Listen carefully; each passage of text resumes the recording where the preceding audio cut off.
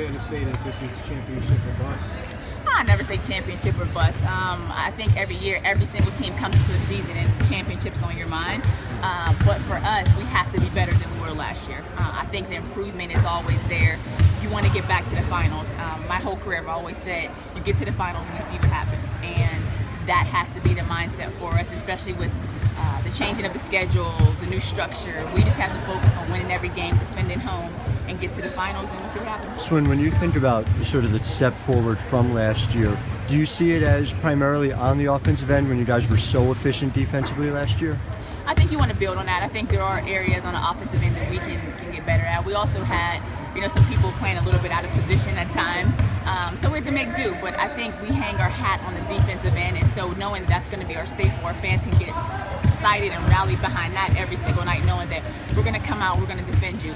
Now we're trying to work on executing and having a Brittany Boyd who got injured last year, but now she's a rookie, putting the ball in her hands, you're running the show, having her get acclimated, used to Tanisha right at the two, having Zealous come in and getting used to the other players. But at the end of the day, wherever our shortcomings may be on the offensive end, we'll have time to kind of grow into that. If you defend anybody, you're always going to have an opportunity to win a game. And just to that end, is Brittany's growth as a point guard and also just getting Kia more involved in the offense where she was so efficient but didn't shoot all that much last year, something you see as sort of two big areas where that growth can happen? I think their sophomore year is very important for them, and it's not so much the statistics of it.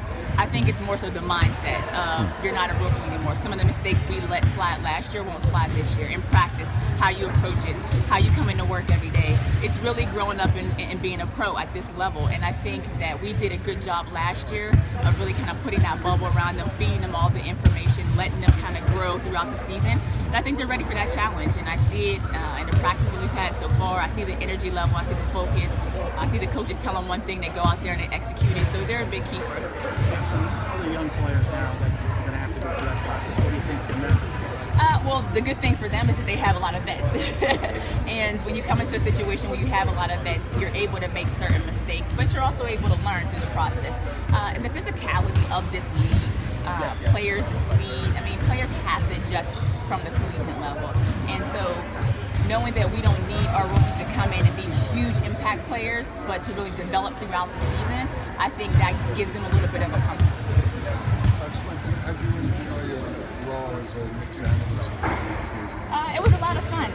For me, just having the opportunity to stay home and do things that I love and that I want to pursue post-career has been really nice for me, and also tricky at times because not going overseas. A lot of times I was in here practicing or working out at 8 a.m., taping the Knicks at like 9:30 and then doing something else. But really having an opportunity to see what women do every single day, and that's work-life and balance this offseason. So thanks to MSG for that opportunity, and it's also to CBS Sports because I was able to cover men's college basketball, which was a lot of fun too. Jess Mendoza is another person had those opportunities. Do you think it's we're reaching a level of critical mass when it comes to seeing women as viable analysts on men's sports? Absolutely, and I think the big thing, if people can get past the face of who's talking about basketball or football or baseball, whatever it is, and just listen to the content and what they're saying and what value they bring to the telecast, then I think that's when we'll start taking steps in the right direction. Because a lot of times people just see a woman and they're just turned off because she's talking about sports. But I think we have taken steps in the right direction. We've broken a lot of barriers in a lot of areas. And I just want to thank all the networks that are saying, you know what, it's about time that it's starting to happen. In terms of 2016, you've been through the Olympic year before. What do you think will allow us to see a new breakthrough for women's basketball in 2016? Like, what's sort of a benchmark that you're looking at when it comes to sort of taking that next step? Well, I think that more players are letting their voices be heard. I think that, last Olympics, you look around and a lot of times the national team, we were saying, okay, well, we're going for a 5th Olympic gold medal, and people just think that this is supposed to happen. And sometimes you don't get the coverage. But now I really feel like the Olympic team, I feel like the sponsors around it are saying, hey, no, this is the year of the women taking a step in the right direction.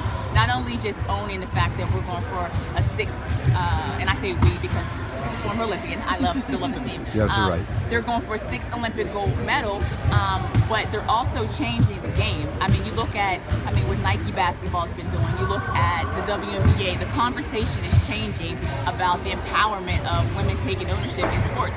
And also, if you look at the NFL, starting to make certain changes. Like, women need to be in positions where it's just not playing the game, but also we can analyze the game, we can be in the front office. I mean, the day has come, it's time.